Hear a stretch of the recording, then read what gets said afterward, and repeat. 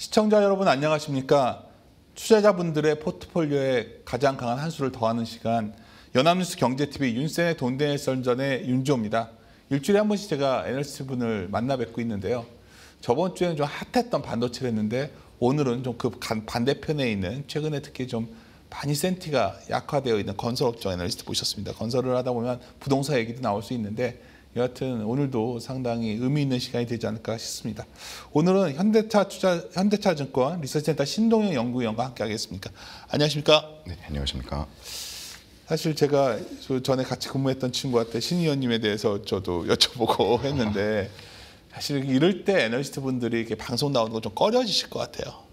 그렇죠. 아무래도 또 상반기 대비해서 특히나 지금 건설주가 주가가 좋진 않은 흐름이다 보니까 그 건설사 전체적인 그림을 제가 이해했던 거로는 2025년을 전환점으로 해서 내년에 좋아질 거라고 많이들 얘기하셨거든요. 왜냐하면 내년 좋아지는 게 어쨌든 간에 좀 매출이 늘 것 같고 주택건설 말씀드리는 거예요. 무엇보다 저마진 물량들이 많이 빠질 거다. 네. 그래서 저는 사실 상반기 좋았다 좀 조정받았을 때 기회 아닐까 봤는데 이 구도가 좀 틀어진 건가요? 사실 말씀하신 내용은 전혀 변함없이 이어지고 그래요? 있습니다. 말씀하셨던 그 내용이 이제 정확하게 이제 주택 부문의 마진율이 좋아질 거다라는 게 최종 결론이고요. 그리고 그 배경에 있는 게 또 말씀하신 게 맞습니다. 저마진 현장이 앞으로는 준공되면서 빠져나갈 거다라는 게 맞았고, 그걸 바탕으로 원가율이 내려가면서 올해 하반기쯤부터는 본격적으로 영업이익이 올라오기 시작을 할 거다라는 기대감이 있었고요. 실제로 뭐 1분기, 2분기 실적도 개선이 되는 게 포착이 됐고 이번 하반기에도 좀 더 빠른 속도로 개선될 것으로 아직까지도 예상을 하고 있습니다. 다만 지금으로서는 개별 실적에 앞서서 그 투심을 억누르는 어떤 정책적 요소라든지 규제들과 같은 다른 이슈들이 좀 주가를 하방 압력을 작용하고 있는 것으로 보고 있습니다. 일단 정책 이슈는 뒤로 미루고 더 민감하니까요. 이거 처음 뵀으니까 약간 더 애널리스트분이 제 말투가 좀 불편할 수도 있어서 조심스럽게 우리 같이 얘기를 해보죠. 그러니까 뭐냐면 일단 부동산 시장부터 보자고요. 주택 시장을.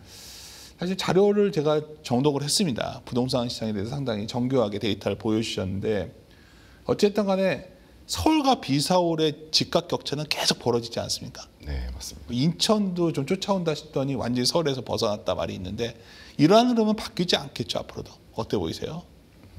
수도권까지는 사실 다시 반등해서 어느 정도 서울에 붙어줄 가능성은 있다라고는 보는데 서울 수도권과 그 외 지방 지역 이렇게 둘로 나눠본다면 사실 간극이 좁혀지기는 저는 쉽지 않을 거라고 보고 있습니다.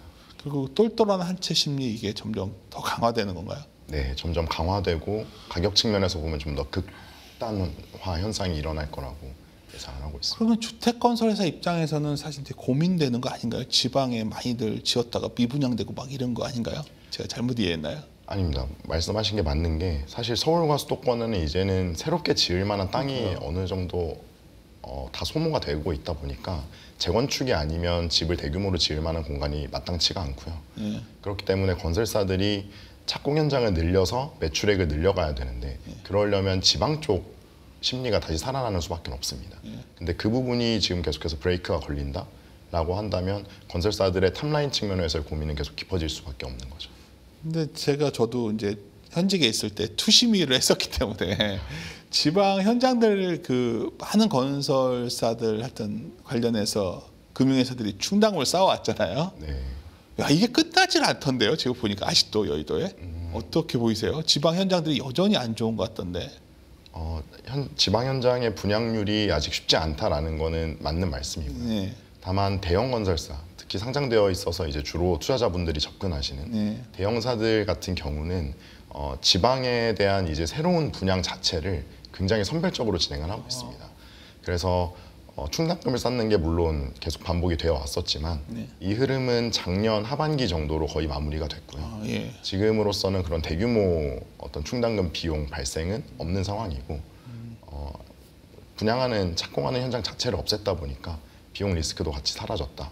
이렇게 말씀드릴 수 있습니다. 이제는 이제 그런 굉장히 좀 민감한 주제지만 현 정부에서 부동산 규제를 강하게 말씀드리고 하고 제시하고 있지 않습니까? 그 내용 구체적으로 좀 대략 어떤 내용이고 그냥 뭐 표 아니고 구두로 좀 이게 어떤 의미가 있고 쭉 한번 얘기를 해주시면 좋을 것 같은데요. 어떻게 좀 설명을 좀 해주시죠. 크게 두 가지로 나눌 수 있을 것 같습니다. 그 현재 이재명 대통령 취임 이후에 발표가 된 대표적인 부동산 정책이 첫 번째가 6월 27일 627 대책이 있었고요. 두 번째가 9월 7일 97 대책이 있었습니다. 이 둘의 성격은 조금 다른데 627 대책은 우선 수요를 강하게 규제하는 수요 정책이었습니다. 그래서 해당 정책의 내용이 워낙 많았지만 좀 핵심 내용만 몇 가지 말씀을 드리자면 우선 조건부 전세대출, 정확히는 소유권 이전 조건부 전세대출이라고 하는 갭 투자에 많이 활용되던 전세대출 상품을 이제 금지시켰고요. 그리고 서울 수도권 내에서 주택담보대출의 한도 자체를 6억 원으로 일괄적으로 설정을 했습니다. 그리고 그 외에 LTV가 전반적으로 좀 축소된 것도 있습니다. 생애 최초 대출도 80%에서 70%로 낮춰졌고 다주택자 같은 경우는 아예 이제 서울 수도권에서는 주택담보대출이 불가능해졌거든요. 이런 식의 고강도의 수요 정책이 627 대책이었다면 9월 7일에 발표됐던 대책은 조금 더 공급 쪽에 초점이 맞춰진 대책이었습니다. 물론 여기서도 LTV를 무주택자 LTV를 50%에서 40%로 규제 지역에 한해서는 10%포인트 낮추는 내용이 있었고 전세대출의 한도도 2억 원으로 이제 일원화하겠다라는 일부 수요 측면의 대책이 포함되긴 했지만 그 외에 가장 많이 주목을 받았던 건 서울 수도권 지역에 앞으로 2030년까지 135만 호의 주택을 착공하겠다라고 이야기를 한 게 가장 주요한 내용이었거든요. 그래서 지금 정부가 들어선 이후로 이제 큰 규모의 수요 정책이 한번 발표가 됐고 공급 측면의 대책이 한번 발표가 됐다라는 측면에서 두 정책은 좀 의의가 있다라고 정리할 수 있을 것 같습니다. 두 개를 좀 나눠서 보면 그 수요 대책에 따르면 집 사기 힘들어지는 거 아니에요? 맞습니다.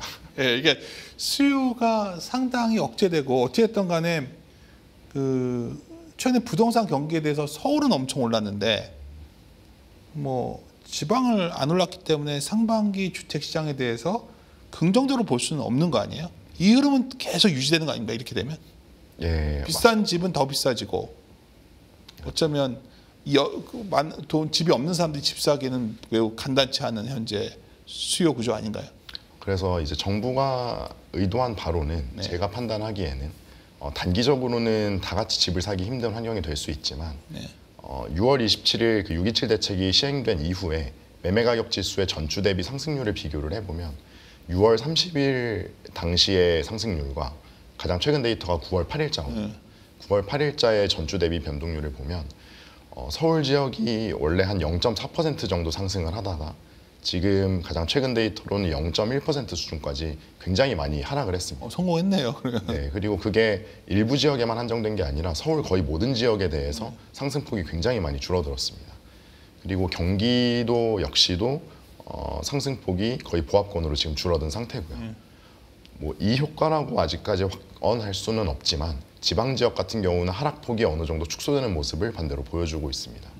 그래서 이 흐름이 계속 된다면 사실 집값이 이제 점점 더 안정화돼서 굳이 대출을 높은 비율로 끼지 않더라도 집을 살 수 있는 환경을 만들겠다라는 게 정부의 장기적인 의도가 아닐까. 정기의 장기적 의도는 알겠는데 집값이 레버리지를 알 수 있는 정도로 집값이 내려오면 굉장히 위기 상황 아닌가요? 그래서 1주택자까지는 아직까지는 LTV를 열어줬죠. 그렇죠. 네, 그래서 실수요자까지는 그래도 챙겨가겠다라고 이야기를 한 거고 이제 극단적으로 LTV를 아예 0% 주담대 금지라고 막아버린 건 그래서 다주택자에 한해서만 일단 이번 정책에서는 포함을 시켰습니다. 일부에서는 다주택자 규제를 풀어야 지방 부동산이 좀 살아난다는 의견이 있는데 연구위원님의 견해는 어떠세요? 이거 갑자기 지금 곤란해하시는 것 같은데 편하게 말씀하시죠. 이게 뭐 저희가 뭐 공식적인 세미나 자리도 아니고 그냥 궁금해서 진짜 어떤 분들은 다주택 풀어야지 지방 부동산이 좀 산다는 말도 있던데 어떻게 보시는지. 일단 저를 보호해 주실 거라고 믿고 말씀을 드리면 그럼 알아서 스스로 보호하시고 말씀해 주시고. 예. 사실 그 부분에 대해서는 저는 개인적으로는 좀 의문점이 있습니다. 그 좋은 의견이세요. 저도 궁금해서 여쭤본 거예요. 이게 서울 수도권에 대해서는 다주택자분들의 손에 달려 있다라는 건 어느 정도 동의를 합니다. 예. 사실 지방은 우리나라에 지금 흘러가고 있는 가구 수의 흐름이나 인구의 흐름을 봤을 때 다주택자가 집을 사기 편하게 만들어준다고 해서 그분들이 수도권에 5채를 살래? 아니면 지방에 10채 살래? 하면 당연히 수도권에 5채 살 것 같거든요. 그러면은 점점 더 극단한 현상은 심화될 수밖에 없고 지방 쪽의 집값은 쉽사리 살아나진 않을 거라고 저는 보고 있습니다. 그냥 부동산 쪽에 계신 분들이 하도 이걸 주장하셔가지고 저도 동일한 생각이거든요. 과연 지방을 뭐 다주택 풀어준다고 한들 뭐 지방에 사람이 이미 떠나고 있는 곳이 살아날까? 네. 그 말씀을 하신 거죠. 구조적인 문제라고 보는 거죠. 뭐 이렇게 고민하자. 근데 또 하나 공급 대책을 보면 사실 건설 대형 건설사들 신규 주택 공급하는 가이던스 같은 거 보면 높지가 않더라고요. 네. 정부가 이 정도 짓는다고 하면 좀 가이던스가 올라올 수 있는 거예요. 이게 구조가 어떻게 연결되어 있죠? 일단 올해까지의 가이던스는 작년과 거의 비슷한 수준으로 유지가 되고 있는 게 맞고요. 이제 정부가 제시한 그 135만 세대의 물량이 건설사 개별 가이던스로 반영이 되는 건 내년부터 본격적으로 그러니까요. 드러날 겁니다. 근데 거기서도 건설사별로 조금 차이는 있을 거라고 저는 예상을 하고요. 이게 정부가 주도로 공급하는 공공주택이 대부분일 거다 보니까 공공주택에 참여하는 건설사가 누구냐에 따라서 거기에 맞춰서 가이던스가 올라가는 곳이 있고 공공주택 참여 안 하려고 하잖아요. 대형사는 거의 브랜드 사실 자기네 뭐 많이 안 그러니까요. 그리고 걸게 해준다고 하더라도 이게 공공사업이다 보니까 아무래도 최대한 많은 건설사에게 좀 퍼뜨려서 발주를 주려는 경향도 있을 거고요. 그리고 정부 주도이다 보니 공격적으로 분양가를 올릴 수가 없습니다. 분양가 상한제가 걸려 있거든요. 그러면 그 말은 시공사에게 주는 공사 대금에 캡이 씌워질 수밖에 없다라는 내용이고 그렇다 보면 건설사 입장에서는 마진의 상한선을 안고 시작을 해야 됩니다. 그래서 마진에 대한 업사이드의 한계가 있기 때문에 대형 건설사 입장에서는 사실 굳이 들어가지 않아도 아쉬울 게 없는 상황일 거고. 저도 이 공급 대책에 대해서 건설사들이 대형 건설 우리의 관심 있는 투자자 입장에서 관심 있는 그런 기업들이 연말쯤에 갑자기 이제 가이던스 확 올려주는 걸 기대하시는 분들이 있는데 쉽지 않다고 보는 게 맞는 거죠. 네, 대형사에서는 아마 많지는 않을 거라고 봅니다. 마곡처럼 되는 거예요. 마곡도 보면 대형사가 들어갔다기보다 정부 주도로 많이 했잖아요. 네네. 그런 식의 개발을 한다는 거죠, 제가. 그렇죠. 일종의 신도시 같은 느낌으로 나오지 않을까 싶습니다. 이게 참 부동산이 어렵더라고요. 그러니까 건설 회사가 이 공급 대책 나왔을 때 전혀 반응이 없었던 이유가 이걸 것 같은데 그래도 그런 주택 대규모 개발이 들어가면 대형 건설사도 그 주변에 좀 들어가지 않나요? 아닌가요? 물론 아예 분양이 없을 거라고 말씀드리는 건 아니고요. 다만 이제 적극적으로 그런 LH향 물량에 참여하는 곳들은 아무래도 중견사가 좀 더 많을 거다라고 비율상 비교해서 말씀드립니다. 어찌됐든 간에 미분양은 좀 줄고는 있지만 여전히 많아 보이더라고요. 제가 저번 주인가 IB 쪽에 있는 부동산 축제를 만나서 물어보니까 미분양 어마어마하던데요 아직? 이게 언제는 해소될 수 있는 건가요 지금 이게? 사실 이게 장기 시계열을 그려보면 지금 수준, 그러니까 6만 세대 때 6만 대의 미분양 세대 수가 쌓여 있는 기간이 과거의 금융위기 이후로는 사실 없었습니다. 그러니까요. 그리고 뭐 2015년 직후에 잠깐 높게 올라온 적이 7만 되지 않나요? 제가 잘못 알고 있나요? 맞습니다. 지금 6만 세대 후반입니다. 예, 그러니까 거의 7만 가까운 걸로 제가 알고 있는데. 예. 그래서 이 수준이 지금 조금씩 해소가 되고는 있지만 그 속도가 빠르지는 않거든요. 그래서 이게 좀 더 가속화가 되려면 제가 생각하기에는 가격의 수준이 과거의 전고점 수준까지는 평균적으로 다 올라와 줘야만 해소가 될 거라고 봅니다. 왜냐하면 지금 이 쌓여있는 미분양 물량이 빠르게 올라오기 시작한 시기를 보면 22년 말부터거든요. 근데 그 당시에 주택 시세는 가장 고점을 형성하고 있었고 그때 이제 공교롭게 뭐 PF 문제니 뭐니 하면서 여러 이슈가 겹치면서 이제 건설사들의 분양이 조금씩 줄기 시작했고 이제 주택 시장에서는 청약 경쟁률이 많이 하락하기 시작을 했죠. 인기가 많이 떨어진 건데 그때 그렇게 분양이 안 되기 시작했던 이유를 보면 주택의 분양가가 높게 올라온 것에 비해서 주택 시세가 내려가기 시작을 하다 보니까 이 분양가의 메리트가 상당히 부족해지기 시작을 했습니다. 예. 그 말은 시세가 그 당시 분양가 수준으로 올라오지 않는 한 이 미분양은 해소되지 않을 거다라고 해석을 할 수가 있습니다. 야, 이건 되게 안 좋은 얘기인데. 예. 물론 이제 그 후에 분양가에 대해서 어느 정도 시행사가 할인 분양을 진행을 하고는 있죠. 그렇죠. 급하니까 할인 분양하는 걸로 아는데 지방은. 네. 예. 그렇게 해서 지금 미분양이 조금씩 해소는 되고 있습니다만 이제 지방까지 전국적인 평균 시세가 과거 전고점 수준까지 올라오지 않는 한 이 미분양이 계속해서 준공전 미분양에서 준공 후 미분양으로까지 계속 남아있는 이 그림은 쉽게 해소되기는 어렵다고 보고 있습니다. 한번 미분양을 왜 여쭤봤냐면 이렇게 되면 대형 건설사들의 대손 비용 리스크는 여전한 거 아닌가요? 근데 거의 쌓았나요? 네, 역설적으로 그 이슈는 또 많이 해소가 된 게 말씀하신 대로 작년까지 거의 대손 비용은 마무리가 됐습니다. 그래서 지금 쌓여 있는 미분양과 지금 건설사들의 업황은 좀 분리해서 보실 필요는 있습니다. 근데 제가 궁금한 거는 대형 건설사는 이거를 대손 비용 리스크를 어느 정도 충당으로 해소한 것 같아요. 근데 중소형 건설사는 상당히 아직 좀 위험한 데 많은 거 아닌가요? 중소형 건설사도 많이 쌓아놓기는 했습니다. 예, 그래요. 그래서 작년까지 보면 많은 중견사들이 적자를 기록하면서까지 충당금을 쌓았던 걸 확인하실 수가 있거든요. 예. 근데 그랬던 건설사들이 올해 1분기, 2분기, 상반기 실적을 보게 되면 흑자로 전환한 곳들이 굉장히 많습니다.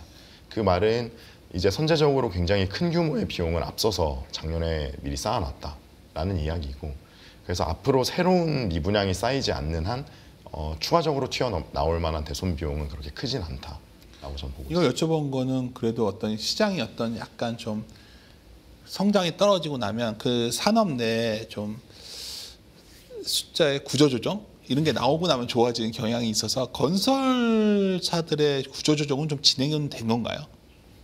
구조조정 왜냐하면 좀 약간 멈춘 회사들이 좀 나왔나요? 좀 이렇게 뭐 상장사 중에서는 사실 작년에 이슈가 됐던 뭐 태형건설 네. 정도는 지금 정상적으로 다시 이제 거래도 재개가 됐고 네. 회복 기조에 들어선 상황으로 알고 있고요. 그리고 나머지 상장사 중에서는 아직 그렇게 걱정할 만한 회사는 없는 상황. 그럼 여건이 나쁘지 않다는 건데요. 건설사들이 해볼만 한다는 거네요. 사실 여건이 나쁘지 않다라고 얘기하기보다는 네. 버틸 때까지는 간신히 버텼다라고 표현하는 게 좀 더 맞을 것 같습니다. 아까도 말씀드린 저반지 물량 말씀드렸지만은 만약에 2022년에 있었던 그 착공들이 좀 마무리되면 확실히 건설사들 실적은 좋아지는 건 맞나요? 네, 그거는 확실히 맞다. 그때 왜 이렇게 그 저마진으로 했던 거죠? 그때 2021년에. 이게 건설사들의 계약 구조를 먼저 말씀드려야 될 것 같은데, 건설사들이 시행사로부터 도급을 받을 때 이제 공사 원가에다가 본인들의 마진을 붙여서 계약을 하게 됩니다. 그때 그 마진은 보통 고정이 되어 있어요. 그리고 뭐 공개가 되고 있지는 않지만 통상적으로 매출 총이익률 15% 정도다라고 저희가 시장에서 알고 있는데, 문제는 그렇게 도급 금액을 정한 이후에 착공에 들어가게 되면 그때부터 발생하는 원가 상승, 원자재 가격 상승이나 인건비의 상승이 사후적으로 이 도급 금액 증액으로 반영이 되기가 굉장히 어렵습니다. 그 말은 착공 이후에 올라간 원가는 모두 건설사의 마진에서 깎아서 부담을 해야 된다라는 얘기가 되는데, 2022년 그리고 앞서서 21년부터 22년까지 그 글로벌리하게 자재 가격의 상승폭도 굉장히 컸었고요. 코로나 직후였기 때문에 인건비의 상승도 굉장히 빠르게 발생하던 자재비 비싸가지고 그때 막 네, 맞습니다. 그렇기 때문에 그 시기 도중에 착공을 했던 현장이라면 마진율이 일부 훼손되는 게 불가피했다라고 해석을 할 수가 있는 거죠. 그랬던 게 21년과 22년에 착공했던 현장들이고, 이게 공사기간 3, 4년 정도 잡으면 아직까지는 계속해서 영향을 건설사들의 매출액으로 발현이 되고 있기 때문에 이 원가 믹스에 좀 악영향을 끼치고 있다라고 말씀드릴 수 있을 것 같습니다. 지금까지는 좀 지금까지의 현실을 좀 여쭤봤다면, 사실 건설주가 좀 많이 빠져 있기 때문에 결국 내년을 바라봤을 때 투자에 나설 거냐 아니냐 이런 고민이 있잖아요. 네. 근데 일단 아까 말씀드렸지만은 건설사들이 수익성이 회복되는 거에는 확실한 건가요, 지금? 네, 그거는 저는 확신을 가지고 말씀드릴 수 있습니다. 근데 이제 예를 들어서 원가 같은 게 해소되고 매출액이 늘면서 원가도 회복되는 게 아니라 매출액도 회복되고 원가도 동시에 회복되는 구조가 내년에 온다는 건가요? 사실 매출액은 올해 이미 한번 줄어들 겁니다. 그렇죠. 내년도 줄어들지 않을까요? 내년에도 줄어들 가능성이 좀 더 높다고 보고 있고요. 원가가 좋아진다는 거예요? 네, 믹스가 좋아지면서 탑라인은 좀 빠지지만 그 이상으로 원가율이 낮아지면서 영업이익은 오히려 늘어날 거다라고 보고 있습니다. 그러니까 원가가 좋아지는 게 자재 가격 같은 쪽인가요? 어떤 쪽에서 원가가 이렇게 좋아진다고 보시는 거죠? 그 원가가 좋아진다는 것도 자재비나 인건비가 떨어졌다는 말씀은 또 아니고요. 그러니까요. 제가 그걸 여쭤보고 이게 떨어지라니 원가 비스가 좋아졌다고 건설들 자료를 보면 나오는데 어떤 점에서 이렇게 되는 거죠 지금? 이게 건설사들의 매출액을 인식하는 회계적인 방식이 예. 공사가 착공에 들어가면 준공되는 시기까지 진행 기준에 따라서 인식을 하게 됩니다. 그렇죠. 그러면 공사 기간 동안은 계속 매출액을 발생시키는데 예. 그러면 지금 매출을 발생시키고 있는 현장이 몇 년도에 착공한 현장인지 브레이크다운을 할 수가 있습니다. 그랬을 때 지금으로서는 21년 착공 현장이 일부 남아 있고 22년, 23년 그리고 24년 착공 현장 일부 이렇게 네 가지로 좀 분류가 크게 될 수 있고요. 여기서 22년 착공 현장까지는 원가율이 좋지 않은 악성 현장으로 저희가 분류를 합니다. 그래서 22년 착공 현장된 이 매출액이 다 준공이 돼서 빠져나가는, 그래서 믹스가 개선이 되는 시점은 이제 내년과 후년까지 계속 이 믹스가 점진적으로 이루어질 거다. 그래서 22년에 착공했던 현장이 완전히 준공되고 전체 매출 현장에서 사라지는 그 순간이 27년일 거라고 말씀을 드리는 거고요. 그때까지는 계속 이제 리니어하게 우상향하는 이제 마진율이 기록이 될 거다라고 정리할 수 있을 것 같습니다. 이 시점 26년도 결국은 매출이 막 수주가 늘어난다기보다 네. 저가가 빠지면서, 그러니까 이렇게 조선업도 그렇게 하고 움직였으니까 저가 예, 수주 맞습니다. 빠지면서 고가 수주 들어오면서 네. 좋아졌는데 그 사이클에 2027년에 오면 내년부터는 상당히 건설업 쪽이 그러면 선방을 할 수 있겠네요. 네, 맞습니다. 올해 하반기도 사실 영업이익은 굉장히 좋아질 거라고 보고 있고요. 그래서 국내 경기는 이제 좀 말을 많이 한 것 같은데 사실 건설업이 어느 날부터 국내 이게 아니라 해외 이슈로 막 왔다 갔다 했잖아요. 네. 해외 수주 부분이 상당히 강력하다, 한국이. 예를 들어서 뭐 한국의 건설업체들이 어떤 공기에 맞춰서 완성하고 상당히 그 예산 관리도 잘한다 이런 평가인데 이게 맞는 건가요? 네, 그거는 부분 맞다라고 평균적으로 말씀드릴 수 있겠네요. 그래서 지금 최근에 보면 이렇게 신사업들이 막 추구되고 있는데 해외 수주들은 어떤 회사들이 강점이 있고 지금 어떤 진행들, 원전도 있고 뭐 온갖 게 다 있잖아요. 뭐 태양광도 있고 뭐 수소도 있고 뭐 근데 이런 것들에 대해서 전반적으로 좀 평가를 해주시면 어떠실까요? 지금 시점에서 이제 주식에 투자를 하실 때 네. 건설사의 해외 수주다라고 이야기를 할 때 보통 많이 이야기하는 공종 네. 상품은 아직까지는 오일앤가스 쪽이 많습니다. 오일앤가스. 크게 묶으면 이제 화공이라고 부르는 분야고요. 뭐 석화 플랜트나 아니면 정유화 플랜트겠죠. 그래서 그런 곳들은 시장은 가장 메인은 당연히 중동이고요. 이제 그쪽에서 수주를 유의미하게 할 수 있는 곳은 지금 대형사 중에서는 삼성 E&A 그리고 현대건설, 현대엔지니어링을 포함한 현대건설 정도가 있습니다.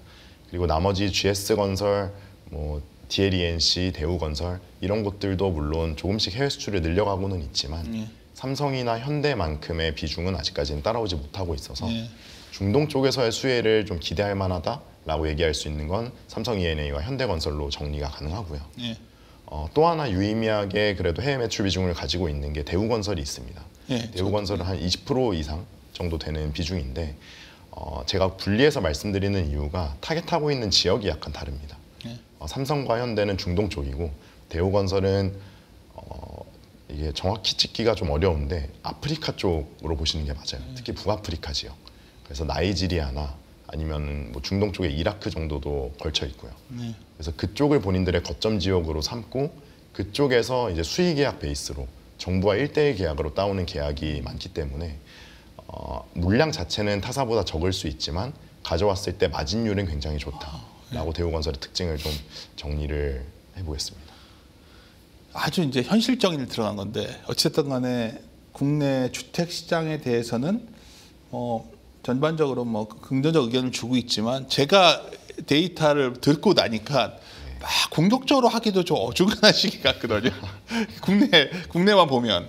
그럼 결국 올해 주목했던 게 아쉬웠던 종목 중에 하나가 현대건설인데 원전 관련 굉장히 강한 모멘텀이 밸류가 됐었잖아요. 근데 최근에 그 반대인지 오히려 더 많이 크게 흔들리는 것 같은데 현대건설은 어떤 상태예요? 물론 자회사 현대엔지니어링도 있지만 맞춰서 본다면 사실 실적도 그렇게 나쁘진 않고 컨센서스 부합했던 것 같은데 주가는 왜 이런 거죠? 현대건설은 또 이제. 이게 원전에 대한 이야기를 참 안 할 수가 없는데 예, 그거 여쭤보는 그것부터 겁니다. 일단 네. 왜냐하면 건설 애널분들이 어제부터 원전 애널리스트가 돼 있다. 다들 그거 쓴 다음에 현대건설 타피, 뭐 삼성물산 얘기하시는 분도 있고 뭐 그런 식으로 가고 있는데 예, 진짜 이제 그렇게 보시는 분도 있고 그분도 옳은 추론이고 네. 사실 신 의원님의 추론은 어떤지가 궁금해서 여쭤봤어요. 일단 현대건설의 원전 쪽부터 먼저 짚어드리면 상반기에 이 주가를 이끌었던 그 원전에 대한 기대감에 대해서는 전혀 훼손된 바가 없습니다. 네. 오히려 그 이후에 뭐 미국 쪽에서 여러 기업들과 MOU 소식은 추가적으로 나오고 있고요. 그리고 상반기에 기대했던 게 올해 연말 또는 내년 초에 실제 착공 또는 수주하는 숫자로 확인될 수 있다라는 것도 계속 유지가 되고 있습니다. 다만 주가 측면에서는 그때만큼의 퍼포먼스를 보이지 못하고 있는 이유가 네. 상반기에 이런 원전의 프리미엄을 받을 수 있었던 데에는 본업이 걱정할 게 없다라는 게 깔려 있었기 때문이라고 그게 저는 바탕이 돼가지고 된 거다. 네, 예. 맞습니다. 그래서 아무래도 국내 건설사가 매출액의 60% 이상이 아직까지는 주택이거든요. 예. 그리고 나머지는 또 해외 쪽에서 수주하는 플랜트 쪽입니다. 그래서 이 본업을 무시하고는 절대 갈 수 없는 업종이고 현대건설 측면에서도 원전은 아무 문제 없이 흘러가고 있지만 올해 상반기와 하반기 이 본업에서 달라진 점이 조금 있는데 일단 국내 쪽에서는 그런 좀 안타까운 사고로 인해서 어느 정도 비용에 대한 리스크도 열려 있었고요. 그리고 규제에 대한 우려도 시장에는 어느 정도 퍼져 있는 걸로 저는 보고 있습니다. 그리고 무엇보다 중요한 건 저는 해외 쪽이라고 봐요. 이게 해외 현장에 대해서 작년 4분기 실적 발표에서 굉장히 큰 빅베스를 한번 기록을 했습니다. 네, 저도 봤어요. 예. 네, 그 당시에 자회사 현대 엔지니어링의 이제 해외 현장에서 발생할 비용들을 모두 선제적으로 반영을 했죠. 그래서 깔끔하게 장부를 정리하고 올해 시작을 했습니다만 올해 1분기는 잘 지나갔는데 2분기 실적 발표에서 이제는 현대건설 별도로 진행하는 현장에서 일부 비용이 발생하기 시작을 했습니다. 추가 비용 또 나온다는 이야기 말씀하신 거네요, 지금. 네, 그래서 그 부분은 이제 실적 발표에서도 어느 정도 가능성을 열어뒀고 그럼 3분기, 4분기 때 그 얘기를 언급하겠는데요. 딱 뉘앙스까지 말씀하시는 게. 그렇죠. 이게 뭐 그 작년 4분기만큼 그런 빅베스 때만큼의 충격적인 규모는 그때는 다 끝났다고 해서 상반기 좋았거든요, 현대건설이. 네, 근데 저는 끝난 줄 알고 있었거든요. 지금 사우디 말씀하시는 거죠. 네, 맞습니다. 그게 아직 남았다는 것이. 그렇죠. 근데 물론 그게 뭐 수천억대 아니면 조 단위 이 정도로 충격적인 금액대는 아닐 거라고 저는 보고요. 네. 다만 지금 이렇게 원전에 대한 프리미엄이 멀티플에 많이 부여가 되어 있는 상황에서 현대건설이 제시했던 그 영업이익 가이던스 뭐 레인지로 얘기하면 9천억에서 1조 2천억 정도로 제시를 했었는데 이게 조금만 훼손이 돼도 사실 그 위에 올라가 있던 원전 프리미엄은 굉장히 많이 흔들릴 수밖에 없는 상황이거든요. 그렇기 때문에 해외 쪽에서 일부 비용이 하반기에 나올 수 있다라는 상황에서는 이 원전에 대한 기대감이 제대로 주가에 반영하지 못하고 있다라고 좀 말씀드릴 수 있을 것 근데 같습니다. 원전 기대감이 예를 들어서 그 펠세이드에 있는 SMR 그게 예. 착공이 된단 말이 있잖아요, 지금. 네네. 그러면 또 약간 부상할 수도 있지 않는가 그렇게 보진 않으시고요. 물론 그런 뉴스가 하나하나 확인이 될 때마다 네. 주가는 물론 반응은 할 겁니다. 네. 다만 이제 상반기만큼의 어떤 독자적인 모멘텀으로 현대건설의 주가를 계속 추세적으로 끌고 갈 만한 힘은 좀 부족하지 않을까라고 보는 거죠. 그 케미칼 업종이 굉장히 부정적 이슈가 되고 있는 그 샤인 프로젝트는 어떻게 되고 있어요? 잘 진행이 되는 건가요? 뭐 공사 자체는 문제 없이 잘 흘러가고 있습니다. 그것도 마진이 좋은 구조인가요? 현대건설이 그게? 마진은 그냥 무난한 정도로 저는 알고 있습니다. 사실 제가 그 방송 시작 전에 탑픽이 뭡니까 여쭤봤더니 삼성 E&L 말씀하셨어요. 네. 제가 그걸 딱 말씀하신 걸 보고서 국내보다는 해외를 보시고 계시는구나. 네. 해외를 보면 전 현대건설이 탑픽이 될 수도 있다 생각해서 처음에 여쭤본 거예요. 네네. 그러면 삼성 E&L가 다른 점은 뭐죠? 그러면 일단 가장 다른 점은 주택 부문에 보유하고 있지 않다라는 거죠. 아예 없다. 네, 아예 없다. 아예 없죠. 그래서 맞아요. 예. 뭐 수요 규제나 이런 주택 관련된 규제로부터 자유롭다라는 게 첫 번째 차이점이고요. 그 차이점에서 비롯되는 두 번째 차이점이 그렇기 때문에 국내 매출 비중이 상대적으로 적습니다. 이 말은 지금 계속해서 논의가 되고 있는 그런 건설사들의 안전사고 관련된 규제들이 있지 않습니까? 예. 그게 상당히 주가에 또 안 좋은 영향을 미치고 있는데 국내 매출 비중이 적다는 건 그러한 안전 관련된 이슈로부터도 어느 정도 자유롭다라고 또 이야기를 할 수가 있거든요. 그런 점이 다른 건설사와 가장 큰 차이점이라고 좀 보고 있습니다. 그러면 삼성 E&A 같은 경우에는 약간 저는 PBR로 보면 약간은 다른 건설주에 비싼 느낌이었는데 그게 비싸게 볼 수는 없다는 것이네요. 그러면 네, 지금 PBR이 한 1.2배 정도인데 네. 사실 삼성 E&A는 워낙 해외 시장에서 많이 사업을 영위하던 곳이었기 때문에 피업 자체도 해외사들이랑 많이 비교가 되고요. 그래서 구조적으로 멀티플 자체는 PBR이 다른 건설사에 비해서 높게 항상 형성이 되어 왔습니다. 네. 그래서 한 배 밑으로 내려온 적이 사실 거의 없었어요. 그러다가 최근 작년 말까지 좀 크게 하락하면서 한 배 밑으로 내려왔었지만 이제서야 좀 정상적인 구간에 진입했다라고 보는 거고요. 앞으로 업사이드로 봤을 때 저는 지금 타겟 프라이스로 말씀드릴 때는 1.3배 정도 지금 계산을 하고 있지만 향후에 여기서 화공 쪽, 중동 쪽 시장이 좀 더 좋아지고 실제로 수주하는 게 좀 더 확인이 많이 된다라고 한다면 충분히 1.5배 이상도 저는 열어놓고 있습니다. 다른 건설주들이 막 0.4배, 뭐 0.8배 이러니까 상대적으로 단순 비교하는 저는 말씀드린 거고. 야, 건설 주택하면 우리나라 GS 건설은 2분기가 거의 쇼크 아니었나요? 쇼크가로 일회성으로 끝나는 거야 아니면 GS 건설에 뭔가 지금 그 손익 구조에 뭔가 문제가 생긴 거니까 이게 왜 이렇게 쇼크가 났던 거죠? 2분기 실제. 2분기는 일회성으로 보시는 게 맞고요. 예. 이게 영업이익까지만 보면 사실 오히려 서프라이즈였습니다. 환 때문에 그랬다고 알고 있는데. 환 관련된 손익 때문에 세전이익에서 많이 깎여나갔죠. 근데 이 부분은 뭐 다른 건설사들도 사실 대부분 마찬가지로 세전이익에서는 환손실이 많이 인식이 되었다 보니까. 근데 유독 컸잖아요, GS가. 그렇죠. 그래서 그 관련된 자회사가 이제 유럽의 엘레멘츠 유럽이라고 맞습니다. 하는 철골 모듈러 자회사였는데 그쪽이 이제 청산 절차에 들어가면서 이제 2분기 때 좀 큰 규모의 대규모 손상 차손을 인식을 했죠.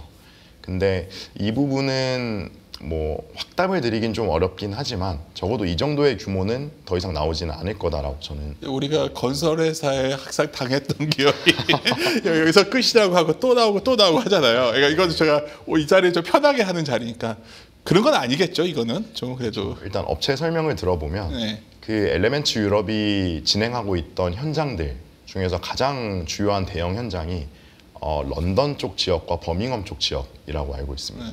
근데 그 현장에 대한 비용이 사실 거의 대부분인데 그거를 이번 2분기에 모두 다 반영을 시켰던 거거든요. 그래서 나머지 뭐 부수적으로 발생하는 청산 관련된 비용이라든지 아니면 자잘한 현장들에 대한 처리 비용들이 뭐 하반기에 일부 인식될 수는 있지만 그 규모가 상반기만큼 크진 않을 거다. 근데 자꾸 들어보면 들어볼수록 건설 쪽 올해 이런 거 다 떨고 내년에 약간 믹스만 그 개선되는 흐름 나오면 내년엔 될 수 있겠는데요? 이익의 흐름은 굉장히 크게 우상할 수 있어요. 저도 되게 사실 시작 전에 되게 부정적이었거든요. 근데 이게 이걸 다 반영해 가는 느낌도 좀 봤는데요. 저는 지금. 네. 그러니까 세미나 할 때 이렇게 말하면 반응은 어떠세요? 이익에 대해서는 많이 동의를 하세요. 네. 근데 문제는 이제 이익이 좋아지는 건 알겠는데 상반기까지 다 알고 있지 않았냐. 근데 지금은 그 외의 이슈들이 너무 많아서 좀 섣불리 투자하기가 조심스럽다라고 말씀을 많이. 그 사고 현장 관련된 이슈가 생각보다 크게들 인식하더라고요. 그거를. 네, 맞습니다. 그게 결국은 굉장히 코스트 문제를 가져올 것이다. 훨씬 비용이 많이 들어가 있는 현장에 이제는. 네, 그렇게들 많이 생각을 하시죠. 그가 딱 생겨버렸더라고요. 적어도 근처 매니저들 한번 얘기해봤더니 건설주 얘기하면 그게 갑자기 예기치 않은 큰 변수가 생겼다. 이게 사실 시장에 밑에 있는 가장 큰 지금 악재 아닌가. 네, 맞습니다. DL, ENC도 뭐 본업도 본업이지만 하여튼 케미칼 쪽에 그런지 DL, ENC는 어때 보여요? 참 좋은 회사인데 원래.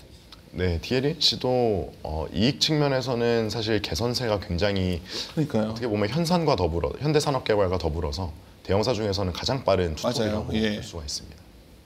근데 이거는 그래도 이거 같은 경우에는 주택 쪽 확실히 좋아지는 건 아닌가요, DL도? 주택 쪽은 확실히 좋아지고 있습니다. 지금 제일 빠르게 좋아지고 있죠. 두 번째는 방금 전에 언급하셨지만 좀 많은 분들이 주택 쪽 하면은 또 특히 저 과거의 사건 때문에 상당히 그때 수주 안 받아서 좋아졌다고 하는 HD 현대산업개발. 네. 상당히 시장에서 기대를 많이 하는 기업이잖아요. 네네. 어떤 상황이죠? 2분기 실적도 뭐 그런 데서 컨센서스 좀 상회했던 것 같은데 전체적으로 평가를 좀 해주시죠. 일단 2분기까지는 큰 폭의 어떤 이익 상승 또는 서프라이즈가 나오기는 애초에 어려웠던 게 현대산업개발이 지금 돌아가고 있는 현장 중에 가장 메인리하게 영향을 미치는 곳이 서울원 아이파크, 광운대 역세권 현장입니다. 거기 역에다가 엄청 크게 막 복합 개발하는 현장. 한번 가봤어요, 저 옛날에. 가보셨나요? 완전 갑자기 시골 같은데 그걸 개발해야겠더라고요, 다. 지금 그 일대를 통째로 다 통째로 다 하는 걸로 알고 있어요. 그래서 그 현장의 매출액이 언제 올라오느냐가 가장 관건인데 그 공정률이 올라오는 속도로 봤을 때 애초에 올해 하반기부터가 좀 본격화될 시점이다라고 예상을 해왔습니다. 그래서 올해 상반기까지는 속도 자체는 그렇게 패스트하지 않을 거라고 시장에서는 예측을 했었고요. 그래서 지금은 굉장히 정상적으로 광운대 현장에서도 매출액이 발생하고 있고. 진행률이 몇 프로 나오죠? 진행률이 지금 상반기 말 기준으로 10% 정도. 더딘 거 아닌가요, 그러면? 근데 이게 초기에 그 토지 작업이 대부분이다 보니까 초기 1년 정도는 애초에 진행률이 빠르게 올라오기가 어렵습니다. 그래서 이거는 뭐 어느 주택 현장이든 마찬가지입니다. 지나가는 한번 현장 보고 싶네요. 그거 굉장히 크게 하는 걸로 알고 있는데. 아직까지는 그냥 빈 땅일 겁니다. 그다음에 어디 사업장들이 크죠? 아이파크 브랜드잖아요, 여기가. 어디가 또 있죠? 그 뒤에 같은 저기 현대는? 뭐 그 외에 뭐 잠실 진주 재건축 현장도 있고요. 사실 지금은 서울 수도권 쪽보다는 이제는 지방 쪽 아이파크 현장들이 많은데 뭐 청주 가경이라고 하는 청주 쪽 아이파크 시티 만드는 그쪽도 이제 자체 사업으로 뭐 매출액 자체는 사실 엄청 크다라고 보긴 어렵지만 이익률이 굉장히 좋기 때문에 이익 기여도는 높은 편입니다. 현대가 과거에도 자체를 많이 하지 않았나요? 그렇죠. 그리고 그 비율을 지금 더 공격적으로 높이고 있는 거죠. 청주 같은 데는 미분양이 되게 낮은 곳으로 알고 있는데 맞지 않나요? 네, 맞습니다. 그러니까 그런 지역은 천안함, 뭐 청주 이런 데는 상당히 그래도 잘 되는 곳인데 거기 현장을 많이 갖고 있는 걸 제가 알고 있는데. 맞습니다. 보니까 청주가 인구가 혼자만 늘어나고 있는 지방 지역이라고 그러면 하더라고요. 거기에 뭐 IT 회사들도 많고. 제가 봤을 때는 이 부동산 얘기는 하기 좀 그렇지만 좀 데이터가 튀더라고요, 거기만. 모든 그 데이터가 튀는 지역이어서 아마 그쪽에 현장을 갖고 있다는 것은 되게 매력적이지 않을까 생각합니다. 아까 슬쩍 언급하셨지만 좀 대우건설이 과거 김우중 회장님의 세계 경영 때문인지 참 독특한 것 같아요. 뭐 스탄 들어가는 나라들도 많이 들어가 있고 그 나라 전혀 우리나라 거래 안 할 것 같은 현장에 대우건설은 들어가더라고요. 그래서 말씀하셨는데 그 뭐죠? 소련 땅이었던데 그런 데도 많이 들어가 있고. 대우건설은 어떻죠? 여전히 좀 좋아질 것 같다는 말도 많았는데. 대우건설은 여기도 똑같이 점진적으로 주택 마진율이 개선되고 있다라는 건 마찬가지고요. 다만 그 속도가 다른 업체에 비해서는 그렇게 뭐 눈에 띄게 빠르지 않다 정도일 뿐이지 여기도 무난하게 지금 개선은 되고 있고 해외 쪽 같은 경우는 사실 아까 수준을 하면 마진율이 굉장히 좋다라고 말씀을 드렸잖아요. 그래서 다른 업체 대비해서 높으면 2배까지도 마진율이 납니다. 나이지리아 현장이 이렇게 마진 높다고 하는데 맞나요? 네, 맞습니다. 나이지리아 그 부자인가요? 그렇게 마진을 좋게 해주죠, 플랜트는? 그것도 신기하더라고요, 저는. 뭐 그 배경까지는 사실 저도 계약서를 뜯어보지 않아서 알 수가 없지만 아무래도 지역 자체가 워낙 좀 소외된 지역이다 보니까 그리고 그쪽에서 계속해서 사업을 해왔던 게 대우건설이거든요. 그래서 그쪽 현지 정부나 업체들과 계속해서 네트워크를 쌓아온 게 이런 수익계약과 높은 마진율로 발현되고 있는 게 아닌가 저는 보고 있습니다. 또 하나 이제 커버하시는 것들 뭐 다른 것들도 있는데 주요 업체만 좀 가져와서 금호건설은 실적이 상당히 잘 나온 거죠 이번에. 왜 이렇게 얘네만 잘 나오는 거예요? 금호건설도 작년에 분기 실적들을 보시면 굉장히 크게 빅베스를 시행을 했었어요. 작년에 털었구나. 그때 싹 털고 새로운 이슈가 나오지 않고 지금 정상적으로 이제는 정상 마진율이 찍혀 나오기 시작을 한 거죠. 그렇다 보니까 기저효과로 인해서 굉장히 높은 성장률이 나오고 있고 물론 저희 시장에서 예측했던 것보다도 더 빠른 속도의 주택 마진 개선이 이루어지고 있는 것도 맞습니다. 일부에서는 아까 카픽을 삼성 E&A를 말씀하셨는데 정부가 주택건설 사업 하면 쉽게 말해서 정부가 공급 LH가 한다는 얘기잖아요. LH가 하면 금호건설이 제일 좋다는데 그건 맞나요? 네, 그것도 맞습니다. 그래서 이걸 사야 된다고 하는 사람들도 있던데 그건 어떻게 생각하세요? 남의 의견을 여쭤봐서 좀 그런데. 아닙니다. 근데 저도 비슷하게 말씀을 드리는 게 전체로 놓고 보면은 가장 안전한 건 삼성 E&A이기 때문에 하반기에는 좀 안전한 투자를 권장해드리고 있어서 삼성 E&A로 탑픽을 말씀을 드리고 그 외에 그래도 나는 주택 쪽에서 한번 플러스 알파를 찾아보겠다라고 하시는 분들한테는 이런 중견사, 특히나 대표적으로 금호건설을 추천을 해드리고 있습니다. 건설업체 전반에 대해서는 제가 지금 말씀하신 거 들어보면 아주 긍정적 의견은 아니신 것 같은데 제가 이해한 게 맞나요? 네, 좀 그래도 한마디로 다시 정리를 해보자면 하반기에도 건설주의 멀티플에는 업사이드는 분명히 있다. 그러니까 멀티플 측면에서는 아직 저평가 구간인 건 맞지만 그리고 실적이 확실히 좋아지기 시작할 것도 맞지만 다만 그 외에 어떤 정책적 이슈들이 지금은 노이즈로 작용을 하고 있는 국면이기 때문에 이제 마음 놓고 주택주에 투자를 권하기는 쉽지 않은 상황이라서 조금은 보수적으로 접근하라고 말씀드리네요. 오늘 정말 제일 물어보고 싶었던 게 이번 질문이에요. 아까도 언급이 됐는데 그 현장 사고에 대한 어떤 정부의 강한 어떤 그런 페널티. 네. 이게 정말 주택 건설 쪽에 굉장한 그 비용 인식으로 다가설 수 있는 거예요. 애널리스트 입장에서 보셨을 때. 일단 제가 잘 모르겠어요. 저는 왜 그렇게까지 여기에 대해서 사람들이 두려워하고 있는지를. 어떤 상황이죠? 두 케이스로 나눠야 될 것 같아요. 사고가 나기 전에 예방하는 데 비용이 얼마나 올라갈 거냐. 그리고 또 하나는 사고가 만약에 발생했을 경우에 비용이 크게 발생할 거냐.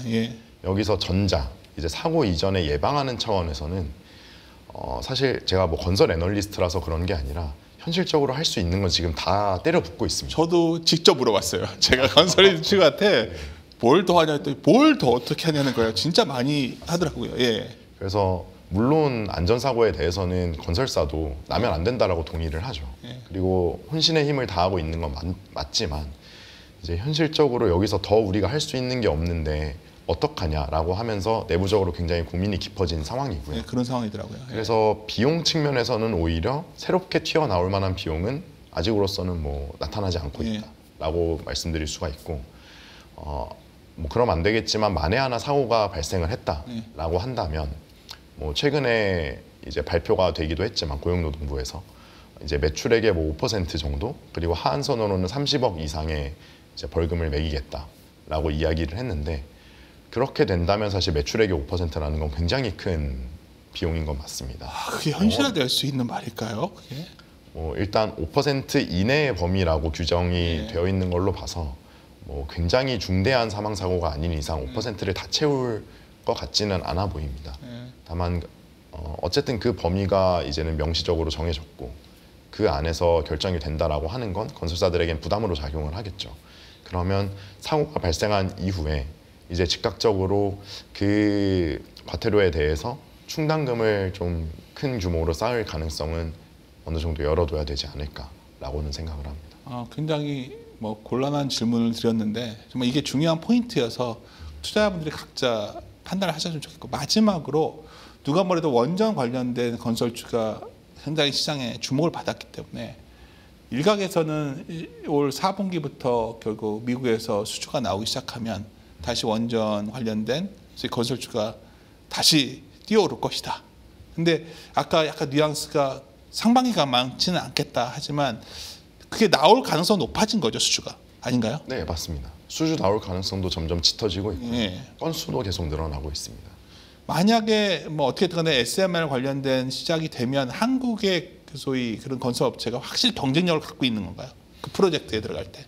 그렇죠. 지금 애초에 SMR이라는 거는 시장 자체가 이제 막 개화되기 시작한 시장이기 때문에 사실 글로벌리하게 어느 하나의 기업이 패권을 쥐고 있다라고는 말할 수가 없습니다. 그래서 모두가 동등한 베이스라인에서 시작을 한 상황인데 이제 한국의 건설사들 특히나 뭐 현대건설을 대표해서 그런 건설사들 같은 경우에는 대형 원전을 시공해 본 경험이 있고 이 원전 사업을 참여해 본 경험이 노하우가 굉장히 많다 보니까 그 부분은 다른 글로벌 건설사에 비해서는 확실한 강점으로 작용을 할 겁니다. 뭐 제가 이 세 가지 질문은 만나뵙기 전에 사실 미리 질문 준비 안 하고 꼭 물어봐야겠다 제가 적어온 거였는데 저는 궁금증이 많이 풀렸어요. 그러니까 어떤 건설주에 대한 판단을 할 때 굉장히 오늘 민감한 질문도 솔직히 말해주셔서 감사드리고요. 일단 마칠 시간이 되는데 위원님 오늘 방송 어떠셨습니까? 좀 굉장히 차분하게 제가 애널리스트분에게 차분하게 아주 해줄 때 제가 굉장히 좋아하는 편인데 저는 아주 좋았는데 저만 좋았나요? 아닙니다. 저도 뭐 이 방송 처음 출연인데 예. 뭐 너무 편하게 처음부터 대해 주셔서 저도 좀 더 마음 놓고 답변할 수 있었던 것 같습니다. 아유, 저도 감사하게 생각합니다. 다음에 한번 또 볼 시간 있으면 네. 우리 건설 전반에 내년이 상당히 내년 이후가 기대된다는 느낌을 받았거든요. 그래서 어느 시점에 한번 다시 한번 모시고 좀 더 깊은 얘기를 나눴으면 좋겠다는 생각이 들었습니다. 네, 저는 다음에도 다시 좀 좋은 에너지스푼 모시고서 제가 시청자 여러분들을 대신해서 투자자분들을 대신해서 궁금한 부분을 질문 드려서 또 우리가 함께 고민해서 답을 찾아가도록 하겠습니다. 오늘 또 오랫동안 시청해 주셔서 감사합니다.